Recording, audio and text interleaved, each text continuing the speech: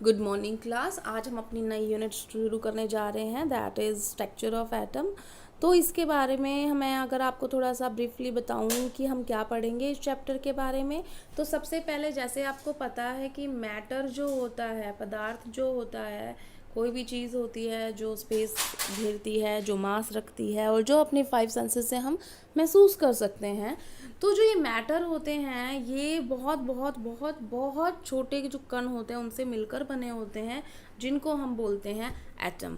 ये जो एटम होता है ये किससे बना होता है, इसके अंदर कौन से सब एटॉमिक पार्टिकल्स होते हैं। वैसे आपको पता है, आप 9th में पढ़ के आ चुके हो। 9th में आपने पढ़ा था कि एटम जो होता है उसके अंदर सब एटॉमिक पार्टिकल 3 होते हैं, एक प्रोटॉन, एक इलेक्ट्रॉन और एक न्यूट्रॉन। ये जो चीज़ें थी ये आपको पता चली, लेकिन आपको थोड़ा पता है डिटेल में। अभी हम जो पढ़ेंगे वो बहुत ज़्यादा डिटेल में पढ़ेंगे, क्योंकि यहाँ अब थोड़ा सा हायर क्लास में आ गए हैं आप। तो अब हम चैप्टर स्टार्ट कर रहे हैं कि स्ट्रक्चर ऑफ एटम क्या होती है, उसमें क्या क्या टॉपिक्स हैं। तो सबसे पहले हम आते हैं किसके बारे में। देखो इसमें थोड़ा सा इसने डाल्टन्स एटॉमिक थ्योरी के बारे में बताता है, मैं थोड़ा सा बता देती हूँ। हालांकि शायद आपने फर्स्ट चैप्टर में पढ़ लिया था। तो डाल्टन्स एटॉमिक थ्योरी में डाल्टन ने ये बताया था कि जो मैटर होता है वो एटम से मिलकर बना होता है, और वो बहुत छोटे पार्टिकल होते हैं, इंडिविजिबल होते हैं, उनको हम क्रिएटेड नहीं कर सकते, डिस्ट्रॉय नहीं कर सकते। और हर एलिमेंट का अलग अलग होता है, एक एलिमेंट के अंदर सेम काइंड ऑफ एटम्स होते हैं, और एटम्स और एटम्स जब मिलते हैं तो वो कंपाउंड एटम्स बनाते हैं या मॉलिक्यूल्स बनाते हैं। ठीक है, तो ये डाल्टन्स एटॉमिक थ्योरी आपने फर्स्ट चैप्टर में कंप्लीट कर ली थी। अब हम जो आ रहे हैं वो उनसे ही थोड़ा सा निकाला, ये सब के एटम के बारे में इतनी चीज़ें पता चल गई। अब सबसे पहले जो हुआ, हम सबसे पहले डिस्कवरी पे आते हैं। सबसे पहले पार्टिकल डिस्कवरी ऑफ सब एटॉमिक पार्टिकल्स में सबसे पहले डिस्कवरी हुई थी इलेक्ट्रॉन की। किसकी हुई थी? इलेक्ट्रॉन की। और किसने की थी बेटा? जे थॉमसन ने। ठीक है, याद रह जाएगा क्या कि सबसे पहली डिस्कवरी सब एटॉमिक पार्टिकल में, इलेक्ट्रॉन, प्रोटॉन, न्यूट्रॉन में सबसे पहले इलेक्ट्रॉन की खोज हुई थी। और वो किन्होंने की थी? जे थॉमसन ने। ठीक है, तो अब हम बात करते हैं कि हुआ क्या था। सबसे पहले जो माइकल फैराडे थे, उन्होंने एक एक्सपेरिमेंट किया था। क्या किया था कि इलेक्ट्रोलाइट के अंदर से इलेक्ट्रिसिटी पास करके देखी थी कि कौन सी इसके अंदर डिपोजिशन होगा इलेक्ट्रोड्स के ऊपर। ठीक है, तो ये तो माइकल फैराडे ने ये तो माइकल फैराडे जी ने क्या किया था, उन्होंने जो इलेक्ट्रोलाइसिस है उसके बारे में स्टडी किया था। और दूसरा उन्होंने किया था, उन्होंने कैथोड रे डिस्चार्ज ट्यूब ली। अगर आपको डिस्चार्ज ट्यूब समझ में नहीं आ रही तो आप ये साइड में देखिए, ये आपको एक ग्लास ट्यूब नज़र आ रही है ना, इसको हम क्या बोलते हैं? डिस्चार्ज ट्यूब बोलते हैं। इसके अंदर से हम क्या कर देते हैं, इसको हल्का सा, जितनी हमने गैसेस हैं वो सारी निकाल लेते हैं, और हमें जो गैसेस चाहिए वो हम इसके अंदर डाल देते हैं। ठीक है, उसके बाद इसके अंदर 2 इलेक्ट्रोड जो आपको दिखाई दे रखी होगी, यहाँ पर देखो आप, ये है डिस्चार्ज ट्यूब, इसको बोल रहे हैं हम डिस्चार्ज ट्यूब। जो ये आपको पूरी ट्यूब दिखाई दे रही है ये डिस्चार्ज ट्यूब होती है। तो इसके अंदर 2 इलेक्ट्रोड लगाए गए हैं। ये डिस्चार्ज ट्यूब है, इसको हम लिख लेते हैं। और इसके अंदर देखो ये एक इलेक्ट्रोड है और ये एक इलेक्ट्रोड है। बेटा जब भी ये आपको पता होगा कि हम बैटरी बनाते हैं, ऐसे बनाते हैं ना, एक छोटा और एक बड़ा। तो जो बड़ा वाला होता है इस पे प्लस साइन होता है, जो माइनस होता है वो छोटे वाले पे होता है। ठीक है, तो इसका मतलब 2 टर्मिनल होते हैं बैटरी के, एक पॉजिटिव टर्मिनल और नेगेटिव टर्मिनल। तो इस साइड कौन सा है? ये पॉजिटिव टर्मिनल। और छोटा साइड कौन सा है? इस साइड, तो ये नेगेटिव टर्मिनल। तो ये पॉजिटिव टर्मिनल से जो अटैच होता है उसको हम बोलते हैं एनोड रोड, एनोड इलेक्ट्रोड। ठीक है ना, और उस पर साइन है पॉजिटिव। और यहाँ पर आपको दिखाई दे रहा होगा ये नेगेटिव वाला किससे अटैच है? कैथोड से, और उसके ऊपर साइन क्या आ रहा है? नेगेटिव। ठीक है, इतनी बात समझ में आ गई कि हमने क्या किया है। यहाँ पर हाई वोल्टेज लगाया हुआ है, हाई वोल्टेज, बहुत हाई वोल्टेज है। आपके घर में बिजली आती है ना, वो 220 वोल्ट की आती है, उससे भी ज़्यादा हज़ारों में है। ठीक है ना, 10,000 वोल्ट के करीब यहाँ पर डाली गई है वोल्टेज। और यहाँ पर जो है ये दोनों इलेक्ट्रोड्स, ये एनोड और ये कैथोड अटैच हैं। अब होता क्या है वो आपने इसमें देखना है। वैक्यूम पंप से हमने जो थी हवा वो सब निकाल दी, और धीरे धीरे उन्होंने स्टडी किया कि हो क्या रहा है। जब वो उसके अंदर से प्रेशर धीरे धीरे निकाल रहे हैं ना, हवा निकालेंगे तो प्रेशर कम होगा कि ज़्यादा होगा? ऑफ कोर्स कम होगा। तो जैसे फॉर एग्जांपल अभी हवा डिस्चार्ज ट्यूब के अंदर थी तो नॉर्मल एयर थी तो 1 एटमॉस्फेयर था, हमने कुछ एयर निकालनी शुरू कर दी तो धीरे धीरे प्रेशर क्या होता जाएगा, कम होता जाएगा। तो उन्होंने देखा कि धीरे धीरे प्रेशर जो हो रहा है कम हो रहा है, तो क्या उसकी से कोई इफेक्ट पड़ेगा, प्रेशर जो अलग अलग होता जा रहा है, डिक्रीज करता जा रहा है, क्या उससे फर्क पड़ेगा। तो क्या हुआ वो उन्होंने बताया आपके इसके अंदर। तो सबसे पहले क्या हुआ है, यहाँ पर जो जो चीज़ लगाई गई है वो मैं आपको बता देती हूँ कि वहाँ पर जब उन्होंने देखा तो थोड़े से उन्हें यहाँ पे उन्होंने देखो, ये तो डिस्चार्ज ट्यूब का कनेक्शन दिखाया था आपको ऊपर वाला, तो और जो ये है यहाँ पर आप ध्यान से देखो। अब देखो वैक्यूम पंप से मतलब है कि उसका प्रेशर जितना हम चाहें डिक्रीज करते जा रहे हैं, करते जा रहे हैं, करते जा रहे हैं। और यहाँ पर अगर आप ध्यान करें तो यहाँ पर देखो ये एक येलो कलर की कोटिंग आपको दिखा रखी है जिसको फ्लोरेसेंट कोटिंग बोल रहे हैं। फ्लोरेसेंट कोटिंग का मतलब होता है बेटा कि जब भी उस पर कोई चीज़ स्ट्राइक होगी तो वो चमकेगी, ठीक है ना। जैसे रिफ्लेक्टर देखे होंगे आपने, साइकिल के पीछे लगे हुए हैं, गाड़ियों के पीछे लगते हैं। तो या आपने देखना कभी क्रॉसिंग जब आती है, क्रॉसिंग मतलब फाटक के ऊपर उससे पहले ही कुछ सिग्नल्स रखे होते हैं जैसे कि स्टॉप या क्रॉसिंग है आगे, तो वहाँ पे जब भी लाइट पड़ती है रात में जब आप चल रहे होते हो, वैसे कुछ नहीं उनमें कोई लाइट नहीं लगी होती उनमें, लेकिन जैसे उसके ऊपर लाइट पड़ती है वो चमकने लग जाता है और आपको दिखने लग जाते हैं कि उस पर कुछ लिखा हुआ है, ठीक है ना, और वो आपको प्योर दिखाई भी दे जाता है। तो उसको हम फ्लोरेसेंट कोटिंग क्या होती है, तो उसके ऊपर जब भी कोई चीज़ स्ट्राइक करेगी तो वो वहाँ पे चमकने लग जाती है। तो उन्होंने क्या क्या किया है दोबारा से बता रही मैं, हाई वोल्टेज ली, यहाँ पे प्रेशर डिक्रीज करते जा रहे हैं, करते जा रहे हैं, करते जा रहे हैं, जो बहुत ज़्यादा प्रेशर कम हो गया था। तो हुआ क्या था कि इन्होंने जो ये यहाँ पर फ्लोरेसेंट कोटिंग लगाई, यहाँ पे ये चमकने लग गई।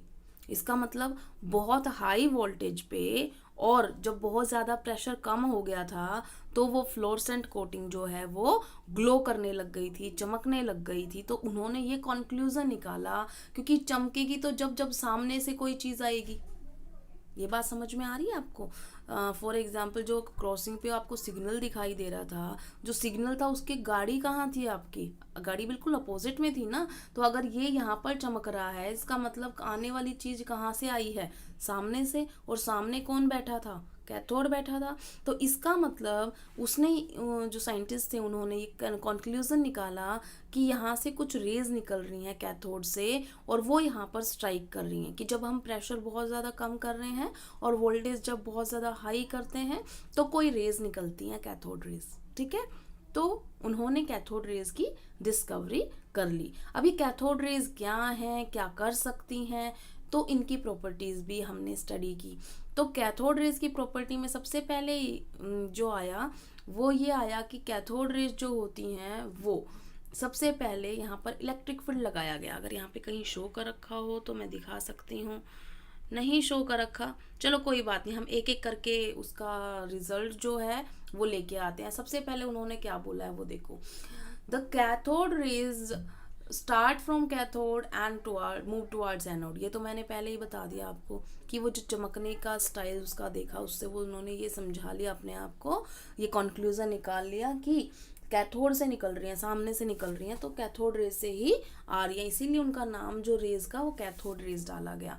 दूसरा कंक्लूजन क्या निकाला, these raise themselves are not visible but their behavior can be observed with the help of 10 kind of materials which glow when hit by them।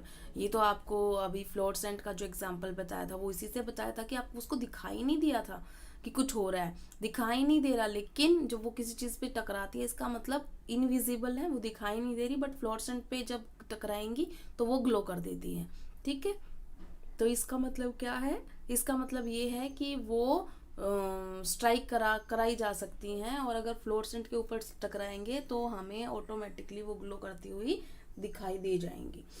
उसके बाद ये बताया गया कि अगर कोई इलेक्ट्रिक फील्ड नहीं लगाया गया हो, अब्सेंस ऑफ इलेक्ट्रिक फील्ड या मैग्नेटिक फील्ड नहीं लगाया गया हो, तो वो सीधी ट्रेवल करती हैं।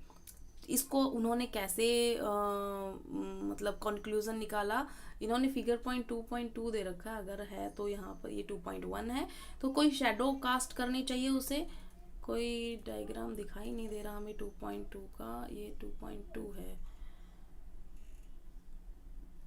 हाँ, तो ये एक तरीके से इससे बेटर आपको दिखा देते हैं। ये तो सिंपल ये बोला है कि अगर मैग्नेटिक फील्ड लगाएंगे तो क्या प्रॉब्लम होगी। हम यहाँ बताते हैं शैडो कास्ट करने का क्या एक तरीके से हम दिखा सकते हैं। देखो ये पूरा हमने दिखा दिया, ये डिस्चार्ज ट्यूब है, ठीक है, ये हमने डिस्चार्ज ट्यूब बना दी, ये हमारी कैथोड हो गई, हमने इसका सॉरी ये छोटा इधर आएगा, और ये हमने बना दिया, ये हमारी पॉजिटिव है, ये हमारी नेगेटिव है, ये कैथोड है और ये हमारी एनोड है, ठीक है। अब यहाँ पर क्या हुआ था, हमने प्रेशर बहुत कम कर रखा है और यहाँ पे हमने एक क्या लगा दिया, हमने कोई चीज़ रख दी बीच में, ठीक है ना, मान लो थोड़ा सा स्टाइल में रख दिया, फैन रख दिया, कुछ भी रख लो कोई भी। तो जब हमने सारी चीज़ वही सेम की जो होनी चाहिए थी, 10,000 वोल्ट, बहुत ज़्यादा कम प्रेशर, तो यहाँ पर शेडो नज़र आई इस चीज़ की। अब शेडो कब बनती है ये तो आपको पता है ही, लाइट हमेशा ट्रैवल सीधा करती है तो शेडो बनती है ना, तो इसकी शेडो बनी। इसका मतलब क्या हुआ कि सीधी डायरेक्शन में आ रही थी, वो स्ट्रेट लाइन ट्रैवल कर रही थी। इसका मतलब cathode rays always travel in straight line, जब तक इलेक्ट्रिक फील्ड ना हो, मैग्नेटिक फील्ड ना हो। अब देखो फॉर एग्जाम्पल अगर मैंने इलेक्ट्रिक फील्ड लगाया तो क्या चेंजेस होंगे। तो ये हमारी कैथोड थी, ये हमारी एनोड है, मैं दोबारा से लिख रही हूँ, और ये हो गया, मैं थोड़ा सा छोटा बना रही हूँ। यहाँ पर क्या हुआ है, दूसरा क्या है कि ये एक हल्का सा फैन लगाया, यहाँ पर फैन लगाया बहुत हल्का लाइट वाला, तो क्या हुआ, जो ये फैन था, ये जैसे ही ये सब कनेक्शन दोबारा से रिकनेक्ट हुआ, ये जो फैन था ये मूव करने लग गया। अब मूव करने लग गया तो आप बताओ मूव कब करता है, जब किसी चीज़ में कुछ मास होगा, कोई मटेरियल होगा, कोई मैटर होगा, तो ही तो हो सकता है ना। इसका मतलब जो ये कैथोड रेज थी, इनके अंदर कोई ना कोई मैटर था, मतलब कोई ना कोई चीज़ थी, मटेरियल था, ठीक है ना। तो इसका मतलब ये मटेरियल वेव्स हैं, इनके अंदर है कुछ मास है, सिर्फ रेज रेज नहीं है, ठीक है ना, मटेरियल है इनके अंदर।